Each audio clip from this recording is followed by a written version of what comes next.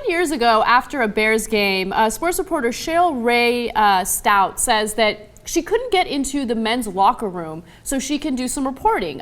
Women were banned from the men's locker room. And Jim Harbaugh, who was a player for the Bears at the time, actually fought for her so she would have the opportunity to go into the men's locker room and ask some questions to the athletes. Now, this is a fascinating story because it kind of puts into question gender equality. Should women have the ability, if they're female sports reporters, to go into male locker rooms and speak to the athletes like anyone else would? And my answer to that is no, I don't think that they should. No, that's interesting. So there's two elements to the story. Obviously, Jim Harbaugh, now the coach of the 49ers, going to the Super Bowl. I already loved Harbaugh because, man, that guy turned that program around.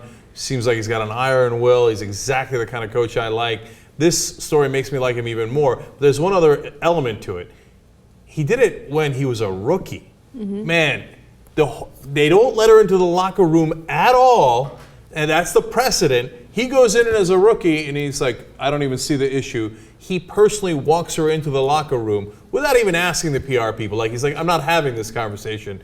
Every other reporter's in the locker room. I'm going to bring her there. That's huge respect for Jim Harbaugh on that. Now, on the issue that Anna brings up, whether they should be there in the first place, I think we're going to agree, which is that no one should be in the locker room. There's far too many dangling participles. I don't know the history of it and how it started. And I can understand that reporters would want to talk to the athletes right after the game. That makes all the sense in the world.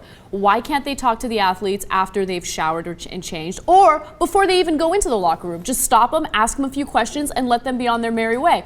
As a female, I mean, I always think about it as, okay, what would I do if the shoe was on the other foot? If I'm a female athlete and I have like male reporters in the locker room, which by the way would never happen in a million years, I would be super uncomfortable, right? It's never made any sense. And, I think people that watch the show regularly know that I'm a legendary high school football player. Like Al Bundy status? No, you don't even understand.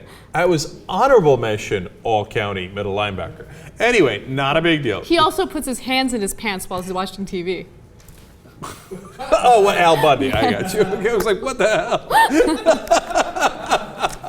All right, anyway, no, in all seriousness, the rule there was the reporters couldn't come into the locker room because it's a high school locker room, right? But what difference does it make if it's high school or it's grown men? Why do you want to see their kibbles and bits? And I've been in a lot of locker rooms, and there's unnecessary nudity. Like, what do you mean unnecessary nudity? The whole point of the locker room is nudity. You don't have to get naked, man. Go change your clothes and then go home. Take a shower there. What's the big deal? Why do you, some guys, they can't wait. And they're like, okay, the game's over. Woohoo! Here I am! All right, dude, I got it. Take it home, right? Mm-hmm. So I'm with you. Both women and men should be barred from the locker room. Agreed. Do the interviews right outside.